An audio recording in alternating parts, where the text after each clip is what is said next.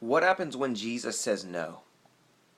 What happens when we're diligent to implement the first two sermons that we heard, and we understand who Jesus is, and we approach Jesus based on that understanding that He's 100% capable of handling any issue? We take it to Him first.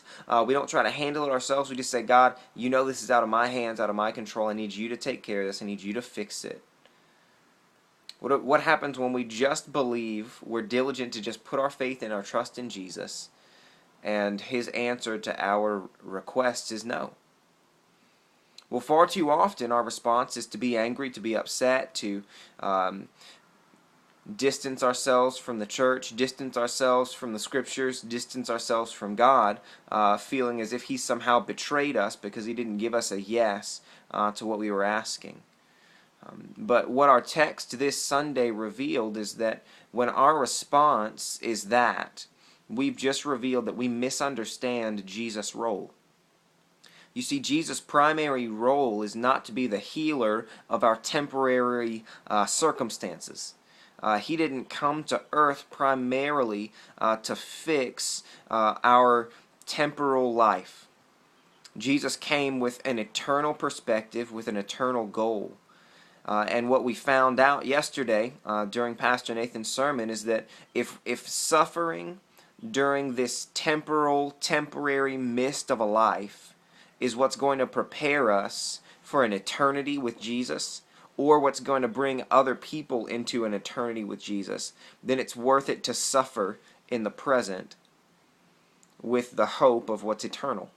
And I realize that's, again, easy to say and hard to live out. But if we can shift to this eternal perspective and see our lives the way that Jesus does, as a mist, as a vapor, then we'll realize that suffering for this small period of time really is not worth comparing to the eternity that we'll spend with Jesus, with all things made new, where everything's been righted, where injustice no longer reigns, where sin and death and pain don't exist anymore. This is temporal. This is brief in comparison to eternity.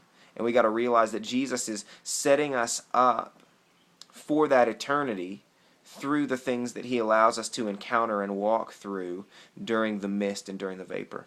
So that'll give you some context and some framework in the event that you missed the sermon from yesterday. But again, we've got to understand that Jesus' primary role and His primary concern is not to fix all of our problems and all of our little circumstances that we don't like, and to heal everybody physically.